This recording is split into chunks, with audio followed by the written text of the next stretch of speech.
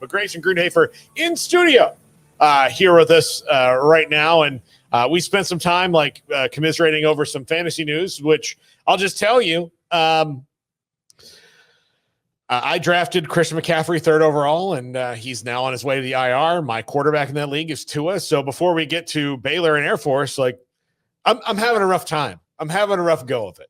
Yeah, and I told you this past week, I drafted all these receivers, right? It's PPR league, try to score all these points. I got combined 12 points from my 4 starting wide receivers and then Christian McCaffrey not playing. So, yeah, it's been rough for me too. Yeah. Lots of losses. I know. I have a fantasy show. Grayson, we need to get Grayson on it again because it's me and Steve, and Grayson was on with us before you started coaching rec league basketball, right? Yeah. And are you still doing that? Oh, yeah. Okay. Yeah. But we'll have to get you on when you're not coaching one day. Well, I'm too busy winning our DraftKings lineup. Yeah, you won that. But we'll have to get you on That Damn Fantasy Show. Search that on YouTube, That Damn Fantasy Show. Used to be our NFL channel, but we've repurposed it. But That Damn Fantasy Show. Please subscribe to that if you're a fantasy football guy. But Grayson, Baylor and Air Force this week. First, your thoughts on the Utah game last week. It was uneven for Baylor. It was uneven for Utah to say that. But Utah, they kind of play a little bit of beamer ball a little bit in that they're gonna create a turnover that's gonna put them in a good position. They're gonna do that probably every single week. They made a special teams play that allowed them to score a touchdown. Cam Rising got hurt, but he played. I mean, you see what he is when he's in. He's a difference maker. But Baylor's defense outside of that availed itself pretty well, except they just couldn't get him off the field when they needed to. And DeQuan Finn was hopefully as bad as he's ever going to be for Baylor. If that's his worst game ever, then hopefully that's in the past. He's got to be better. They are fortunate that this Air Force is not the Air Force team from last year that was really good. 10 starters down. But what are your thoughts on the Utah game and what we learned about Baylor? Yeah, so starting with that Utah game, I think it's really important to mention that of all the teams I've watched in the Big 12, Utah seems to be the best team. And so you add that with the fact that the game's in Salt Lake City, which is not a place that Utah really ever loses. And by and large, they don't even play close games in Salt Lake City. So for Baylor to be within 11 points was actually pretty impressive. Now you can say, oh, well, Cam Rising got hurt. Sure, all of those things are fine, but Baylor also spotted Utah 13 points, just based off the blocked field goal return for a touchdown. And then, of course, the fumble that led to a 3-yard touchdown. So by and large, I think Baylor played pretty well as a team. I think defensively, they played really good. I would say offensively, the pass game left a lot to be desired. I would say the run game also did, but I think the hard part for everyone going into that game was I think we knew the run game was going to have some issues,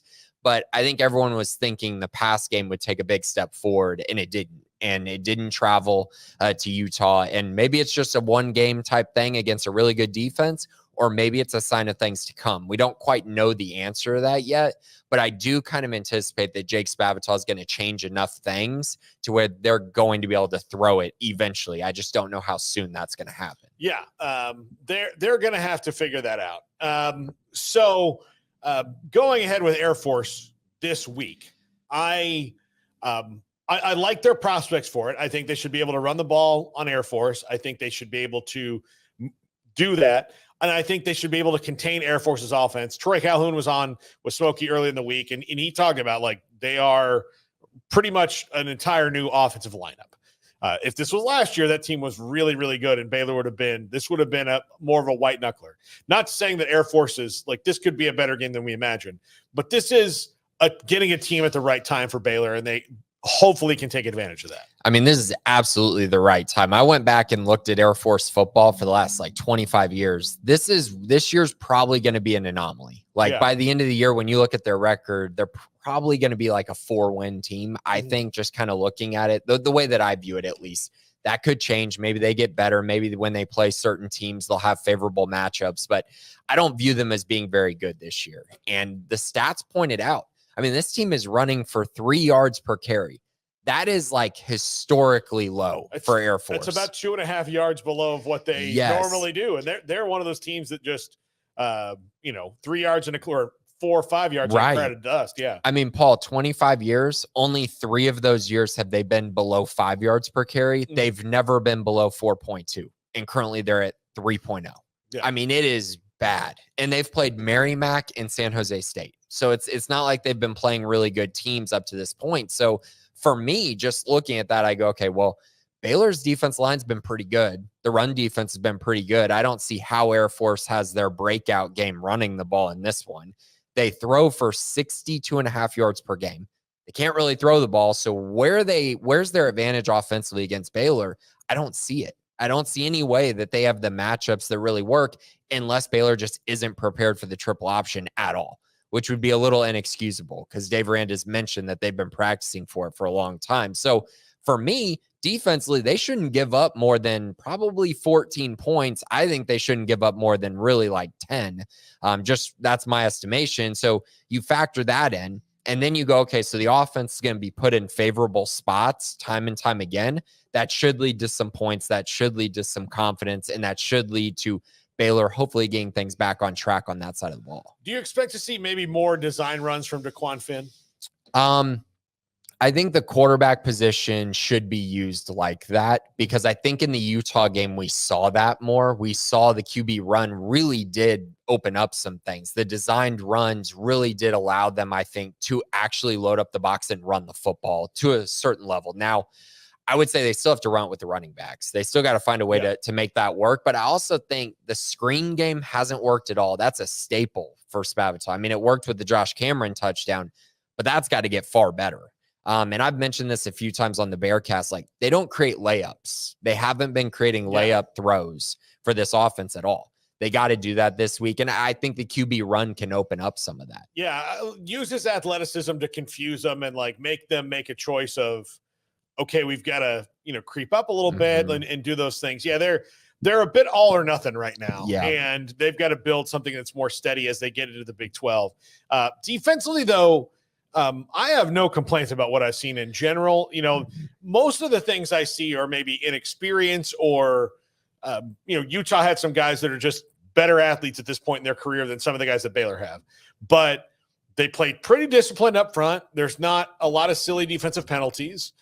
I mean, you can see Dave Aranda's influence on this defense already as the coordinator. You absolutely can. And I think the first place I always look with Dave Aranda's defense, because it's kind of, there's different, personnel at multiple stops, but he really wants to establish the front, the defensive line. And that's where it has started for Baylor. Obviously, Keaton Thomas' emergence at linebacker with Matt Jones, having a veteran there too, is huge. But their front group with the the edge position and the interior defense lineman, they've been impressive. I mean, guys like Garmin Randolph and Steve Linton matched with Trevin Maya and Cooper Lands, and Jackie Marshall's been his butt off. He's been phenomenal. So you add that all together, and then you go, oh, they're missing Jaquez Evans still. They're missing Devontae Tizino, who should be back this week. I think Dave Aranda mentioned that. It could help. It could really help even more for them up front. So it's been really encouraging. I think Dave Aranda's done a great job. And people also don't talk about Carl Williams didn't play against Utah, and he's one of their best defense players. So that also plays a factor in things as well when you kind of look through the entire game. And hey, maybe he gets the third down stop on that last drive. Like those things do matter when you have different spakers out there. Yeah, they absolutely do. This one, is going to springboard them into, the Big 12 season. They, and this is, I think, the concern. I think people are going to be nervous until they prove otherwise. The schedule actually, if you looked at it 6 months ago, you'd have been like, oh man, oh dear God, this is going to be tough to get there. Air Force lost 10 starters, right? Colorado can't stop anybody. Like, honestly, if the aliens are attacking and say the only thing that can stop us is Colorado making a tackle on a 3rd and 4, like, well, that's it. Let's move underground and fight the resistance. It'll be done. Yeah. So they have opportunities here within this. Texas Tech has regressed clearly on both sides of the ball. I think Kansas has regressed. Yeah. So you've got teams that are, or Kansas has to find it again. And, they certainly have a change at offensive coordinator that's not running smooth yet. And with Jeff Grimes up there. So things have worked out where Baylor's going to be in more games than I think people thought. Can they take advantage of it? This is the first day. This can be the first of that. Take advantage of the advantage that you have. You don't have to beat everybody. I think that's another thing. I think they feel pressured to be demonstrative, especially the older guys in the team that were here in 21. Like those guys, they used to, like, that team would beat people into submission and really control the tempo. You don't have to win every game that way. You just got to win and build some stuff together and take the advantages that you were given. Yeah, you absolutely do. And I mean, the more that I go back and look at the last year and a half, like, you got to remember, Baylor's had all these build-up games where it's, the Kansas State game where everyone, was going crazy. They hyped that one up, a night game, and they get crushed. You look at the Texas game last year, it's tons of people, tons of excitement, another night game, they get crushed. So it's just one of those things where it's like, man, they haven't won a home game against an FBS team since 2022 when they beat Oklahoma. I'm sorry, not even that game. So last year they won the 2 on the road, Cincy and UCF, and then they got the win over Long Island. That's their last home one. I mean, that's just, and that's not an inspiring one, right? That's not a confidence builder. And so I think for this team in general, going into this game, it's really important for them to get a win against an FBS opponent at home in front of a packed McLean Stadium. That's huge. Like, you got to continue to try to win the fans back, continue to try to show in front of your home fans kind of what you're building and what your brand is, honestly. And that's really important for Dave Aranda and the staff. Lots of recruits in the building as well. A chance to show kind of who you are, what you're about. You got the blackout game that everyone's been talking about for a long time. It's really important that they come out. And I know you say, hey, just win. I agree with that. By and large, just win. But I think they also, at some point, you do have to make a statement about where you're at as a program. And I do think this one is an opportunity for that. Yeah, absolutely. And then next week, you go to Colorado, you can maybe do it again. Right. And do it every time you get. And if you are 4-1 out of the first 5 weeks, then you can take a little bit of a breath and go, okay, we can do this. And then win the game that's in front of you. Right. But I think huge. If the next 2 weeks, if they're 4-1, like, that really does change what the outlook is for, especially the staff. I think the staff will be able to coach a little bit easier if they know, all right, we are not that far away from turning, like, everything we're doing is working. I think fans need to caution, like, just because it's working doesn't mean it's going to they're not going to go from zero to hero. They're going to be, can they be effective? Can they show growth? They've got some good talent coming in. The NIL is better.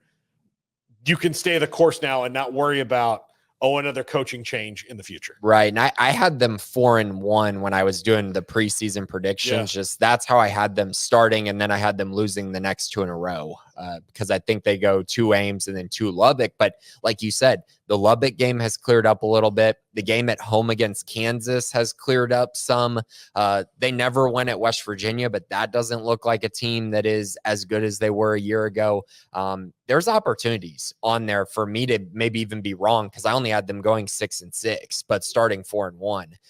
If they start 4-1 this year, I might be looking at that schedule a little different, thinking this is an opportunity to maybe win 7 games. I mean, it's possible. If you start 4-1, I mean, you just got to get lucky a few times, and then you're a 7-win team. Yeah, win the close games against the teams that you are evenly matched with. Yeah. And then when a team, that's better than you and at the top of the league like Utah, which doesn't count in the league, but I mean, I don't think people are thinking about winning the Big 12. No. Right now, it's just about getting that just bowl win. game, Yeah. get to that bowl game, and then show that progress. So, yeah, you're going to play a team like Utah. They're better than you.